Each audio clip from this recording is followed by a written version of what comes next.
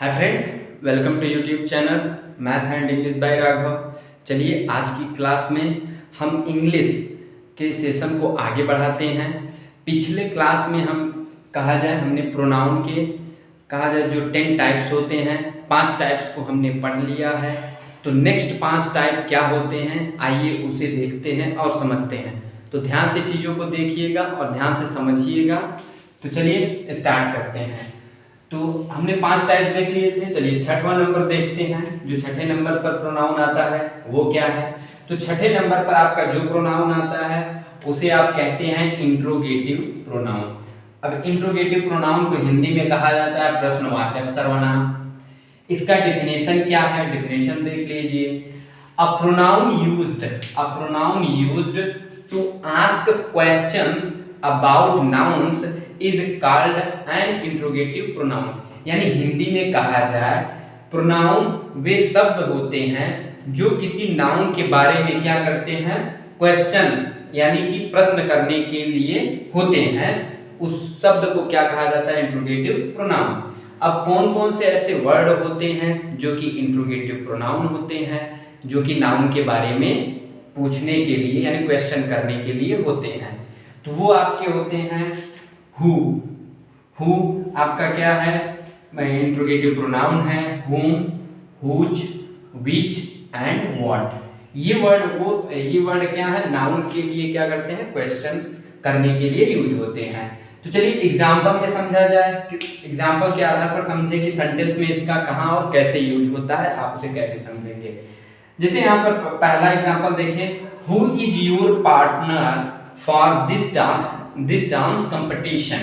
यहाँ पर अगर हु देखा जाए, यहाँ पर जो हु यानी कह सकते हैं क्वेश्चन वर्ड आया हुआ है, तो इंट्रोगेट करने के लिए जो वर्ड आया वो किसे इंट्रोगेट करेगा, तो आप कहेंगे ये किसी नाउन के लिए आया है। क्योंकि अगर आप कहा जाए क्वेश्चन में पूछते हैं who is your partner for this dance competition, तो जो आंसर में आएगा आपके वो क्या होगा, वो कोई पर्सन होगा और वो क्या है, नाउन है। तो इसलिए यहाँ पर हु आपका क्या हुआ, तो आप कहेंगे इंट्रोगेटिव प्रोनाउन हुआ। इसी तरीके से आप विच देखें, यहाँ पर सेकेंड सेंटेंस में हम देखते हैं। तो सेकेंड सेंटेंस कहता है which is the tallest TALLEST which is the tallest building in India. अब यहाँ पर ये पूछा गया कि भारत में सबसे ऊंची इमारत कौन सी है। तो आपने प्रश्न किया, तो यहाँ पर जो आपका आंसर आएगा तो वो क्या होगा, वो भी एक नाउन ही होगा। तो इसलिए यहाँ पर जो विच है वो आपका क्या हुआ, इंट्रोगेटिव प्रोनाउन, जो कि नाउन के लिए जो कि नाउन के बारे में पूछने के लिए यूज हुआ है। तो आइए अब देखते हैं कि इंट्रोगेटिव प्रोनाउन जैसे होता है उसी तरीके से कहा जाए इंट्रोगेटिव एडजेक्टिव होता है। तो इनके भी डिफरेंस यानी अंतर को समझ लिया जाए कि किसे आप इंट्रोगेटिव प्रोनाउन और किसे आप इंट्रोगेटिव एडजेक्टिव कहेंगे।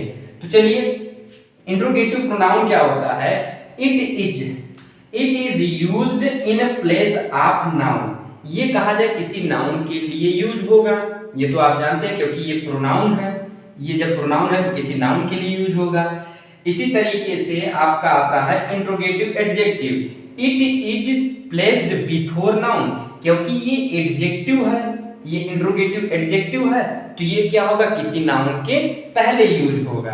तो इसलिए क्या बन जाएगा, जब नाउन के पहले यूज होगा तो ये क्या बन जाएगा, इंट्रोगेटिव एडजेक्टिव, और ये नाउन के स्थान पर होगा तो इसीलिए क्या बन जाएगा, इंट्रोगेटिव प्रोनाउन। आइए अब एग्जांपल से समझते हैं। जैसे एग्जाम्पल यानी कि सेंटेंस में आप कैसे पहचान पाएंगे कि कहां पर इंट्रोगेटिव प्रोनाउन है और कहां पर इंट्रोगेटिव एडजेक्टिव है। तो आइए देखते हैं।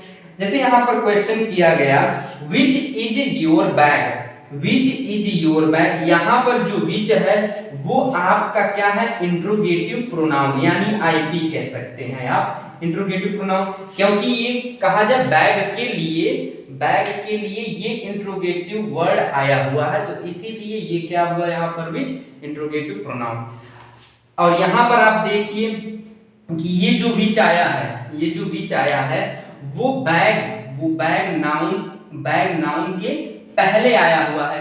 और अभी आपने डिफिनेशन के तौर पर पढ़ा कि इंट्रोगेटिव एडजेक्टिव क्या है, it is placed before noun. तो नाउन के पहले जो इंट्रोगेटिव वर्ड आता है तो उसे क्या कहते हैं आप, इंट्रोगेटिव एडजेक्टिव कहते हैं। इसीलिए विच आपका यहाँ पर क्या हो गया, इंट्रोगेटिव एडजेक्टिव। तो सेंटेंस पूरा विच बैग इज योर्स, तो यहाँ पर विच क्या हुआ, इंट्रोगेटिव एडजेक्टिव। उम्मीद करता हूँ आप समझ गए होंगे। चलिए नेक्स्ट लेते हैं। प्रोनाउन का जो सातवां कहा जाए टाइप है उसे देखते हैं और समझते हैं। सातवां टाइप आपका होता है रेसिप्रोकल प्रोनाउन, जिसे आप कहते हैं परस्पर संबंध सूचक सर्वनाम, यानी कि कहा जाए म्यूचुअल या रेसिप्रोकल रिलेशन बताता है। तो चलिए डेफिनेशन देखते हैं। प्रोनाउन एक्सप्रेसिंग म्यूचुअल और reciprocal relation are known as reciprocal pronoun. जो कहा जाए कि परस्पर संबंध या आप कहें तो म्यूचुअल या रेसिप्रोकल रिलेशन बताने वाले जो कहा जाए प्रोनाउन होते हैं उसे ही कहा जाता है रेसिप्रोकल प्रोनाउन। वर्ड कौन कौन से होते हैं रेसिप्रोकल प्रोनाउन के लिए, वर्ड कौन कौन से आते हैं, जिसे आप देख लीजिए। ईच अदर और वन अनदर, ये शब्द जो हैं कहा जाए रेसिप्रोकल प्रोनाउन है। ईच अदर क्या होता है, टू पीपल, दो लोगों के लिए यूज होता है। वन अनदर जो होता है मोर देन टू पीपल के लिए यूज होता है। तो चलिए सेंटेंस में देखते हैं। सेंटेंस कहता है the two sisters love each other. यहाँ पर दो सिस्टर के लिए कहा जाए ईच अदर का यूज हुआ है। तो यहाँ पर आपका ईच अदर क्या हुआ कि दो सिस्टर के बीच जो परस्पर संबंध है उसे ये शो कर रहा है, इसीलिए यहाँ पर जो प्रोनाउन का वर्ड आया वो क्या है, each other. We should help one another in need. We should help, हमें क्या करनी चाहिए, सहायता करनी चाहिए, वन अनदर, एक दूसरे का, इन नीड्स, यानी आवश्यकता यानी जरूरत में हमें एक दूसरे की सहायता करनी चाहिए। तो यहाँ पर वी यानी हम लोग, यानी कहा जाए मोर देन टू पीपल है, तो मोर देन टू पीपल होने के लिए यानी मोर देन टू पीपल के लिए बात किया जा रहा है, तो इसीलिए वन अनदर यहाँ पर यूज किया गया है कि जो कि कहा जाए मोर देन टू पीपल है। तो चलिए नेक्स्ट देखते हैं 8वां नंबर और उसे भी समझते हैं। चलिए प्रोनाउन का 8वां टाइप देखते हैं। 8वां टाइप हम लोग जानते हैं क्या, डिस्ट्रीब्यूटिव प्रोनाउन होता है। डिस्ट्रीब्यूटिव प्रोनाउन का हिंदी में अर्थ क्या होता है, वितरक सूचक, यानी ये कहा जाए कि विभाजक या विभाजक सूचक सर्वनाम आप भी कह सकते हैं, क्योंकि जैसे कहा जाए कई ग्रुप हो तो उसे क्या करते हैं, अलग अलग डिवाइड कर देते हैं, तो ये तभी कहा जाता है, इसे क्या कहते हैं, डिस्ट्रीब्यूटिव, यानी कि किसी चीज को ये डिस्ट्रीब्यूट कर देते हैं, ऐसे आप समझ सकते हैं। तो डिफिनेशन कहता है pronoun that refer to person और थिंग, यानी ये जो कहा जाए पर्सन या थिंग्स के लिए आता है, वन एट अ टाइम, एक ही समय पर पर्सन और थिंग के लिए, आर कॉल्ड डिस्ट्रीब्यूटिव प्रोनाउन। तो ऐसे प्रोनाउन को क्या कहते हैं, डिस्ट्रीब्यूटिव प्रोनाउन कहते हैं। अब वो कौन से वर्ड होते हैं जो डिस्ट्रीब्यूटिव प्रोनाउन का कार्य करते हैं, तो वो आपका होता है जैसे ईच, आइदर और उसके बाद नाइदर। अब ईच, आइदर और नाइदर जो होते हैं ये always used in singular and text singular verb. कहा जाए ये जो तीनों वर्ड हैं यानी डिस्ट्रीब्यूटिव प्रोनाउन हैं, ये ऑलवेज क्या होते हैं, सिंगुलर फॉर्म में लिखे जाते हैं, सिंगुलर होते हैं, और इनके लिए वर्ब हमेशा क्या होगा, सिंगुलर आएगा। एग्जाम्पल के तौर पर देख लेते हैं, जैसे each of these students is a genius, यानी कि कहा जाए दीज स्टूडेंट्स, कहा जाए यहाँ पर स्टूडेंट्स ज्यादा स्टूडेंट्स की बात की गई है, पर लेकिन ईच क्या कर रहा है, इन्हें डिस्ट्रीब्यूट कर दे रहा है। ईच जो वर्ड यहाँ पर आया हुआ है ये किसी कहा जाए नाउन के लिए आया हुआ है, वो किसके लिए, स्टूडेंट्स के लिए आया हुआ है, पर लेकिन ये क्या कर रहा है, स्टूडेंट्स को डिस्ट्रीब्यूट कर दे रहा है कि each of these students is a genius. और कहा जाए कि हमने अभी आपको बताया कि ईच जो होता है वो क्या होता है, ईच, इधर और नाइदर ऑलवेज सिंगुलर होते हैं, इनके लिए सिंगुलर वर्ब आना चाहिए। यहाँ आप देखिए ईच के अकॉर्डिंग यहाँ पर सिंगुलर वर्ब इज आया हुआ है, तो यहाँ पर सिंगुलर वर्ब इज यूज्ड हुआ है। तो आप उम्मीद करता हूँ आप इस चीज को समझ गए होंगे। तो चलिए 9 जो टाइप 9 होता है उसे समझते हैं। चलिए प्रोनाउन का जो 9 टाइप जो 9 है उसे देखते हैं और समझते हैं।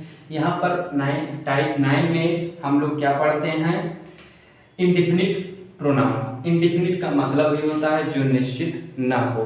तो ऐसे वर्ड होते हैं जो किसी चीज का कहा जाए फिक्स्ड किसी चीज को फिक्स्ड नहीं कर पाते, तो ये अनिश्चित सूचक सर्वनाम होते हैं। इनका डिफिनेशन क्या है? डिफिनेशन कहता है प्रोनाउंस, ये ऐसे प्रोनाउंस होते हैं दैट रेफर टू पर्सन और थिंग, यानी पर्सन और थिंग के लिए यूज के लिए आते हैं इन अ जनरल वे, साधारण तौर पर, and the nothing in particular, यानी कहा जाए किसी पर्टिकुलर चीज के लिए नहीं आते, कि जैसे पर्टिकुलर चीज को कहा जाए दिखाने के लिए ये वर्ड यूज नहीं किए जाते। ऐसे वर्ड को क्या कहते हैं? Known as indefinite pronoun. जैसे वर्ड देख ले, कौन कौन से ऐसे वर्ड होते हैं जो इंडेफिनिट प्रोनाउन होते हैं। तो आप यहाँ पर आल जो होता है, क्योंकि आल क्या होता है कि ये इनडिफिनिट है, ये निश्चित नहीं है। आल जैसे हम किसी चीज को कह दे आल, सभी, तो आल में सभी लोग आ जाते हैं, सभी क्या होता है? एक निश्चित नहीं होता है। इसी तरीके से वन, इसी तरीके से सम, अनदर, और any, anybody, anyone, anything, everyone, everything, few, many, none, several, somebody, nobody and someone. ये जितने भी वर्ड हैं ये कहा जाए कि किसी चीज को फिक्स्ड नहीं कर पाते, यानी डिफाइन नहीं कर पाते, तो ये क्या है? इंडेफिनिट प्रोनाउन वर्ड्स हैं। जैसे एग्जांपल के तौर पर हम समझ ले, अब यहाँ पर आप देखें किसी पर्टिकुलर के बारे में बातें नहीं की गई हैं। जैसे कि अगर कहा जाए one must keep once promise, तो ये कहा जाए एक एडवाइस, सलाह दिया जाता है कि one must keep once promise, हमें अपने वादे को कहा जाए पूरा करना चाहिए। और इसी तरीके से आप सेकंड देख सकते हैं, नोबडी आंसर्ड, यानी कोई भी नहीं, आंसर्ड यानी जवाब दिया माय क्वेश्चन, यानी कहा जाए यहाँ पर भी किसी नोबडी आया हुआ, किसी के बारे में फिक्स्ड नहीं किया गया है, तो इसीलिए ये क्या है? कहा जाए इंडेफिनिट प्रोनाउन। तो चलिए आइए लास्ट जो इसका अंतिम टाइप है उसे देखते हैं और समझते हैं। चलिए जो लास्ट टाइप है प्रोनाउन का, आज उसे देखते हैं और इसके बाद अब प्रोनाउन क्या होगा हमारा समाप्त हो जाएगा। तो चलिए जो लास्ट टाइप है उसे हम लोग जानते हैं क्या? Relative pronoun. रिलेटिव प्रोनाउन का मतलब ये होता है, क्योंकि इंग्लिश वर्ड से ही हमें पता चल रहा है ये संबंध सूचक सर्वनाम होंगे, यानी ये संबंध बताने वाले। कहा जाए कि ये रिलेशनशिप बताएंगे, या कहा जाए कि दो क्लास को, या कहा जाए फ्रेज को जोड़ने वाले होंगे।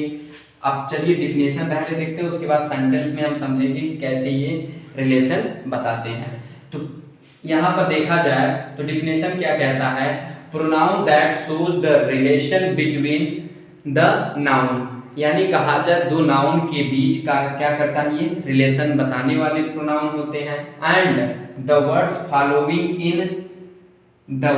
Following it in a sentence, और ये जिस वर्ड कहा जाए, जिस शब्द को ये फॉलो करते हैं वाक्य में, उससे भी कहा जाए ये क्या करते हैं? संबंध बताते हैं। एंड ज्वाइंट अ फ्रेज और clause with another in a sentence, और सेंटेंस में कहा जाए ये सेंटेंस में क्या करते हैं कि जो फ्रेज होते हैं या क्लॉज होते हैं उसे दूसरों के साथ, अनदर के साथ क्या करते हैं? संबंध बताते हैं।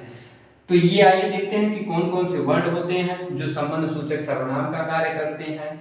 जैसे यहाँ पर हु हो गया, हु, हुज, हुम, विच एंड दैट, ये क्या करते हैं?